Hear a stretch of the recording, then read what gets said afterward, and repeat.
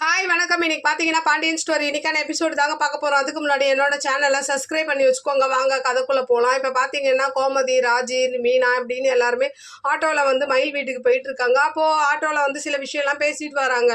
கோமதி, ஏண்டி நீ இதை முன்னாடியே என்கிட்ட சொல்லி இருந்திருக்கலாம் அப்படின்ற மாதிரி மீனாவை பார்த்து கேட்க, அப்போ மீனா சொல்கிறாங்க, நான் நிறைய தடவை சொல்ல முயற்சி பண்ணியும் நீங்கள் எங்கே மயிலக்கா பேரை கேட்டாலே கோவப்படுறீங்க. சரி, அவங்க வாயாலே சொல்ல வைக்கலான்னு கோவிலுக்கெலாம் வர வச்சேன். ஆனால் அவங்க அம்மா வந்து கெடுத்து விட்டாங்க. நான் என்ன பண்ணுறது, நான் திட்டு வாங்குறதுக்குனே இருக்கேன் போலன்ற மாதிரி அவங்க அப்படியே பேசிட்டு வராங்க. ஒரு கட்டத்துக்கு மேலே மயில் வீட்டுக்கே போயிடுறாங்க.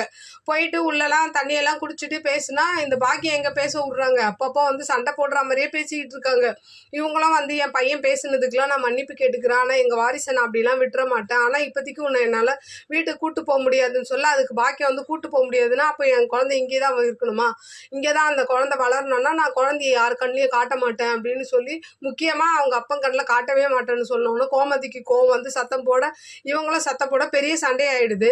அப்போ ஒரு கட்டத்துக்கு மேலே மயில் வந்து ஸ்டாப் பண்ணிட்டு அமைதியாக இருமா அப்படின்னு சொல்கிறாங்க. இவங்க அமைதியாக இருக்கிற மாதிரியே தெரியல. அப்போ என்ன பண்ணுறாங்க, கோமதி, ராஜி, மீனாவெல்லாம் கூட்டிகிட்டு ரூமுக்கு போயிடுறாங்க. அப்படியே இன்னைக்கான எபிசோடும் முடியுது. பார்க்கலாம் நாளைக்கு என்ன நடக்குதுன்னு பார்த்துட்டு நான் உங்களுக்கு ரிவ்யூ கொடுக்குறேன். என்னோட சேனல் பிடிச்சிருந்தா லைக் பண்ணுங்கள், ஷேர் பண்ணுங்கள், கமெண்ட் பண்ணுங்கள். என்னோட சேனலை சப்ஸ்கிரைப் பண்ணி சப்போர்ட் பண்ணுங்கள். நன்றி, வணக்கம், பாய்.